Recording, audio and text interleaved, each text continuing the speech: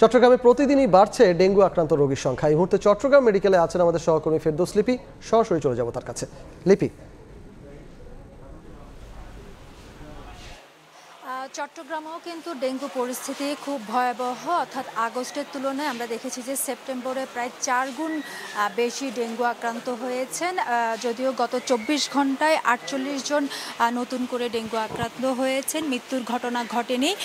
কিন্তু গেল মাসের তুলনায় এই মাসে কিংবা আগস্টের তুলনায় কিন্তু আমরা দেখেছি যে সেপ্টেম্বরের ডেঙ্গু যে আক্রান্ত সংখ্যা সেটা যেটা বলছিলাম প্রায় 4 গুণেরও বেশি রোগী কিন্তু বিভিন্ন হাসপাতালে চিকিৎসা নিয়েছেন।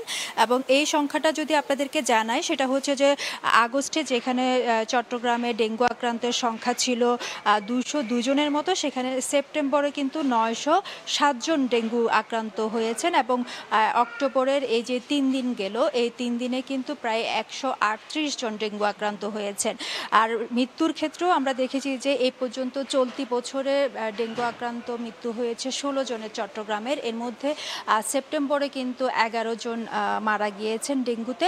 ফলে বলতে পারি যে যে ভয়াবহ পরিস্থিতি সেটা কিন্তু চট্টগ্রামে বিরাজ করছেন। এবং এক্ষেত্রে চিকিৎসকরা আসলে যেটা বলছেন যে জ্বর হলেই সাথে সাথে চিকিৎসকের পরামর্শ নেওয়া, কিংবা ডেঙ্গু নেগেটিভ আসলেও পজিটিভ ধরেই কিন্তু যে চিকিৎসক নেওয়া সেটার প্রতি গুরুত্ব দিয়েছেন।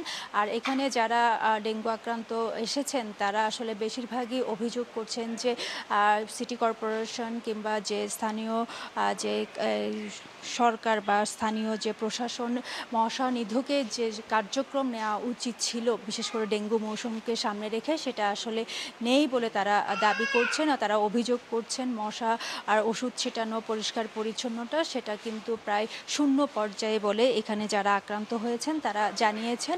তবে চিকিৎসকরা বলছেন যে এক ধরনের মশা ওষুধের যেই প্রয়োগ সেটা তো আছে, আবার নিজস্ব যেই নিরাপত্তা বিশেষ করে ডেঙ্গু থেকে বাঁচার ক্ষেত্রে সেটা কিন্তু ব্যক্তিগত উদ্যোগেও আসলে নেওয়ার উপর গুরুত্ব আরোপ করেছেন। তো এই ছিল আমার কাছে এখনো পর্যন্ত চট্টগ্রাম থেকে সর্বশেষ। চট্টগ্রাম মেডিকেল কলেজ হাসপাতাল থেকে ডেঙ্গু পরিস্থিতির সবশেষ খবর জানাচ্ছিলেন সহকর্মী ফেরদৌস লিপি।